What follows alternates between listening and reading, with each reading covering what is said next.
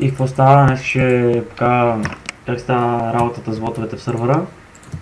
Влизате в сайта, давате надолу и тук отидете на Vote for Server. Има 3 линка за вотове. За всеки един може да вотнете.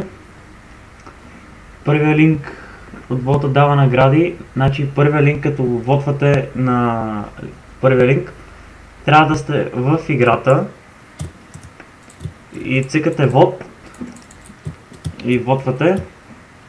Цикате, тук ще ви пише Vote for Server. Аз съм вотнал, в момента не го показва. Цикате го, пишете си името в Minecraft, в сървъра. И това е, нали, дава ви награда за вод 2. Пак по същия начин, обаче не е задължително да сте в Minecraft. Отваряте линка, цъкате вод. Пишете си Minecraft юзернейма.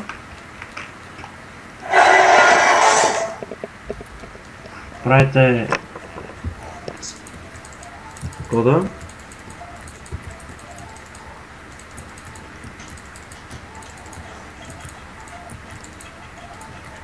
И след като направите кода, цъкате вод.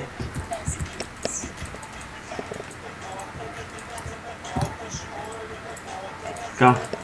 Същото е и с третия линк.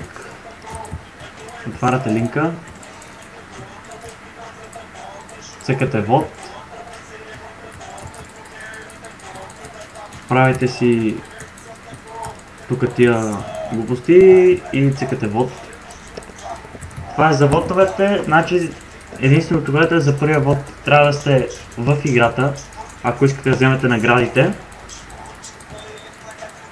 За втория и третия вод не е задължително да сте в играта.